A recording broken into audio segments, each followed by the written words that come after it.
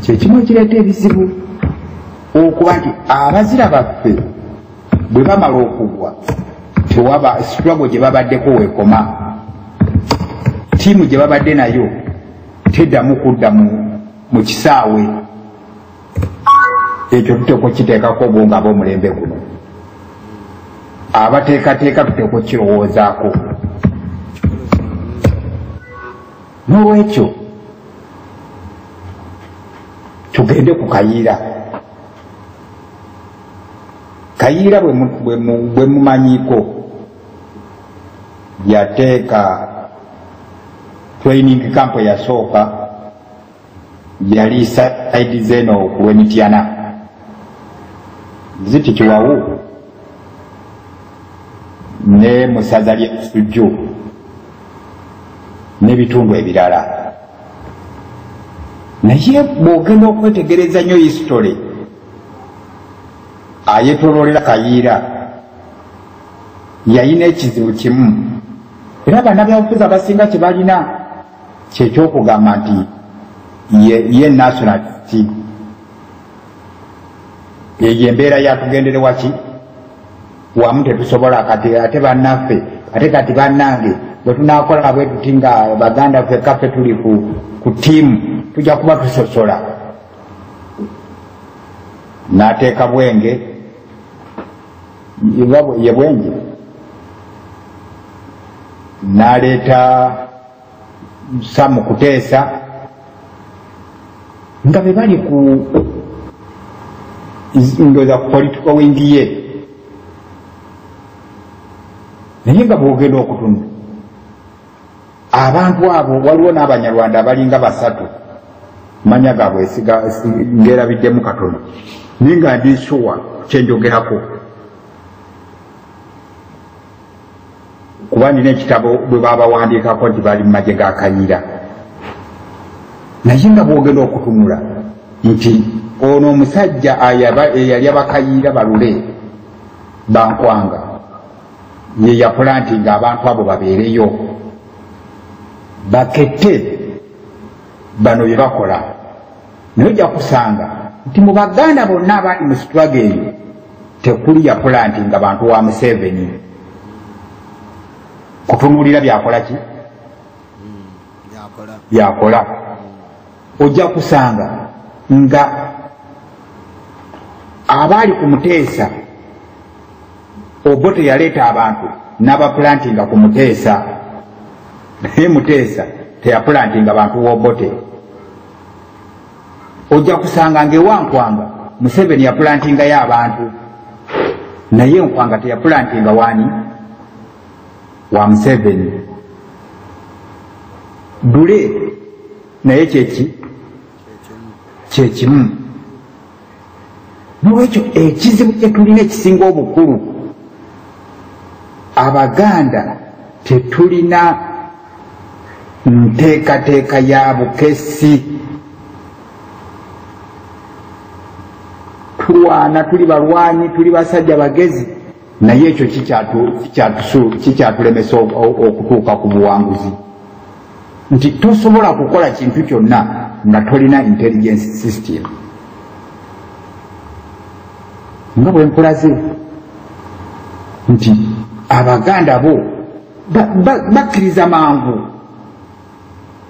Bambi Besigye musajja ayogera bulungi, ate kati tumutegedde kuba nti Besigye tuludde nga tuwuliziganya naye, era yakugamba bw'anaatuuka ajja tuwa ebyaki ebyaffe, naye nga teri Besigye lwakkiriza nti Waswa ziri twawula yali abasinga okutegeera. N'olwekyo ye Besigye yali ateekwa kunoonya ziri twawula abeere omukulembeze waabwe, yamusimbe mu mugongo. Ekyo tekyagala kibeerewo, ye ateekwa okukola ki? Naye ate nga sijja kugamba nti yeye nkikkaatiriza ennyo, naye wabaawo Mukama waabwe ajja abawa amagezi. N'olwekyo kangende katono era ku kutemulibwa kw'omuzira wa Buganda Andrew Lutakome Kayiira, kuba musajja muzzukulu wakayire mugulu. Ebintu bingi byogerwa nibye nawulidde gulo bingi nabikoze eki nabiwulidde naye teryatubuulira lwaki Kayiira bwe yatemulwa gavumenti ya Bungereza yaweereza ekitongole kya Scotland Yard kijje kinoonyereze, era bwe kyamala okunoonyereza lipooti nekisigala nga kigikwese. Nga bwe tulaba embeera eyali ku Masiro bwemalirizibwa ng'era lipooti y'Amasiro ekoze eki ekwekeddwa. N'olwekyo ensonga ya Kayiira nga twogera byonna bye twogera, aboogezi bonna nga bwe babyogedde, waliwo aboogezi kye batwogerako wa Bungereza we yeetabira mu kutemula Kayiira. Bino by'Abalujema weebiri, naye waliwo enteekateeka eyalemesa okunoonyereza okugenda ewala n'okufulumya ebyo ebyazuulibwa ng'ebimu bye tuwulirako. Batubiwulira matobotobo bituufu naye nga tubiwulira maki matobotobo nti Scotland Yard tusobola ogiteekako nninga. Lwaki ekweka lipooti? Era bwe baya erina okutya, lwaki okutya okutya yakukola ku lubereberye netejja kwetaba mu kunoonyereza okwo? Era omuntu eyali mu nju Kayiira mwe yatemulirwa, ani yamukolera enteekateeka erinnya ennyonyi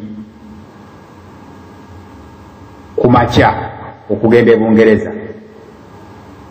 Mulwekyo ebigambo ebyo njagala okuwa ensi ekifaananyi nti waliwo omulabe atuli ku lusebenju, naye nga bwe tuwulira enduulu eziri emitala ze tuddukirako, ono omulabe ali ku lusebenju tetumugoberera nnyo. Olwekyo awo nawo olw'okuba tetulina intelligence tulemwawo, era kyojja okusanga ne ku Muteesa owookubiri nti nga bamaze okukola enteekateeka emutemula, nga bamutemula kumuwa obutwa, bayambibwako omukungu eyali omukozi mu kitongole kya Scotland Yard, Bob Assos. Gavumenti ya Bungereza mwe yatemulirwa yagamba nti yali anywedde omwenge muki mungi, ye nkwanga tewali kyakolebwa, oliawo nerule tewali kikola ki kyakolebwa, bakitwalira awo alabika yafa bufi bulwadde bwe. Nga si bwe kiri nti enteekateeka yaliwo nti ono agenda okufuga Uganda emyaka 3 oba 26, bajja bamuteekateeka nga yateekwa okubeerawo, nga bano abagenda omutaataaganya bakama baabwe baali bateekwa bajjawo. Naye ffe obusungu n'okwagala ennyo tugenda ne tubissa awantu wamu. Njagala awo tutaguule obwongo bwaffe, kuba ffe abagenda okutambula njagala tutambule nga tutambulira awantu wagazi, nga bakulembedde struggle yaffe tutunula mu mayiro 5